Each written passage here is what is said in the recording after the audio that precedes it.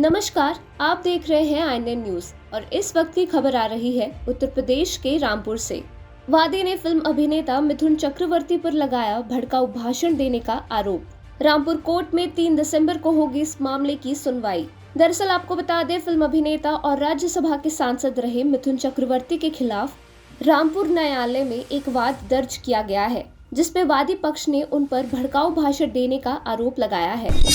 लेकिन हम तो बोलेंगे, तुम काट के भागीरथी में फेंक दोगे, लेकिन एक दिन आएगा जब हम तुमको काट के भागीरथी में नहीं, तो भागीरथी हमारी माँ है, पुण्य माँ है, तुमको तुम्हारी जमीन के अंदर तुमको फेंकेंगे उधर।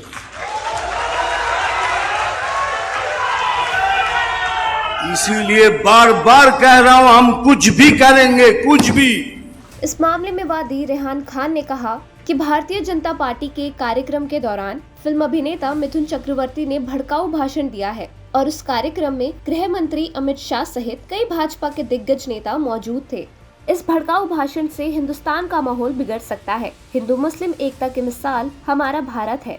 इस तरह के बयान कहीं न कहीं लोगों की भावनाओं को आहत करते हैं और एक फिल्म अभिनेता को इस तरह का बयान देना अशोभनीय व निंदनीय है, क्योंकि एक कलाकार को हर वर्ग विशेष का व्यक्ति अपना आदर्श मानता है। बहरहाल कोर्ट ने वाद दर्ज कर लिया है और इस मामले में 3 दिसंबर की तारीख नियुक्त की गई है। 3 दिसंबर को इस मामले में कोर्ट सुनवाई करेगा।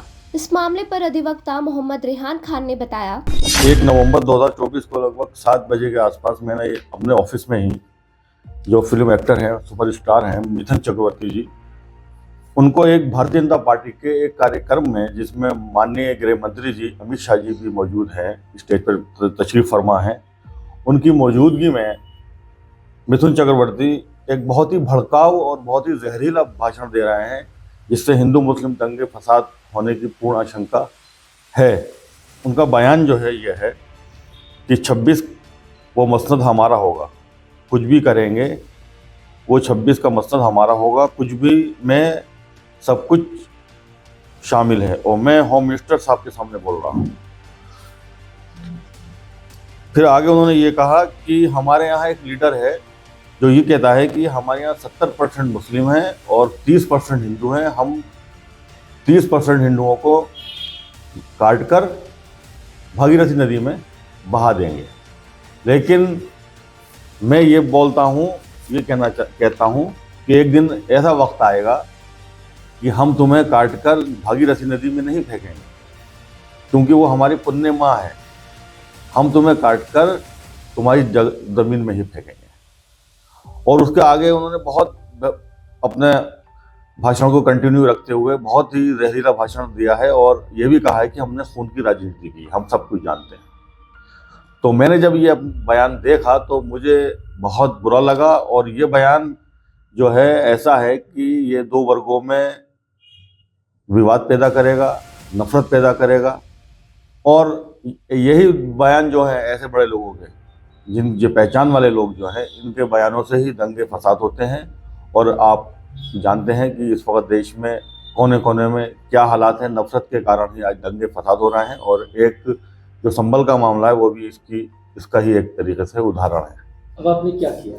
मैंने जो है माननीय न्यायालय में, पहले तो मैंने थाना और एसपी साहब को दरख्वास्त दी। जब मेरा मुकदमा नहीं लिखा गया तो मैंने फिर माननीय न्यायालय में एक केस फाइल किया है, जिसमें मैं वादी हूँ। और न्यायालय ने इसमें तारीख जो लगाई है वो 3/12 लगाई। इनको मानते हैं कुछ युवा, इनको आदर्श भी मानते हैं अपना, और ये खुद राज्यसभा के सांसद रह चुके हैं।